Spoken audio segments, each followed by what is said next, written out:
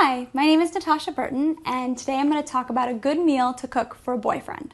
I once tried to cook for an ex-boyfriend, and I decided to make a 5-course, multi-step meal, including a homemade soup, a palate-cleansing sorbet in between courses, and a French dessert that I couldn't even pronounce. It was a disaster. I was so worried about what could possibly be burning in the kitchen that I couldn't even sit down and enjoy the meal that I cooked, which was pretty good, let me tell you. But I didn't enjoy a bite of it. I could barely eat it. I was so nervous. So I think the main thing is when you first cook for a boyfriend, keep it low key.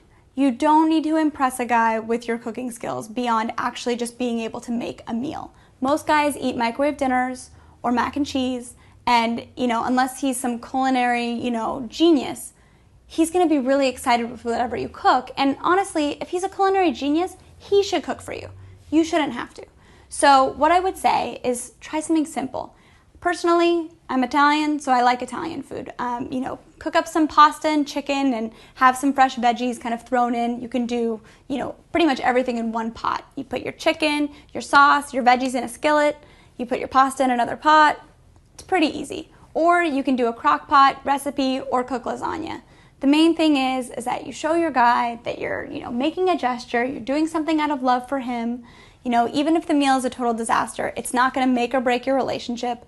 And even if you cook the most delicious meal in the world, he's not going to instantly drop down on one knee and propose. So it's not a make you or break you meal. Have fun, enjoy the experience, and you know what? Invite him into the kitchen with you and, see if you guys can make part of it together or include him in some way. You may surprise yourself and see that you really enjoy cooking together.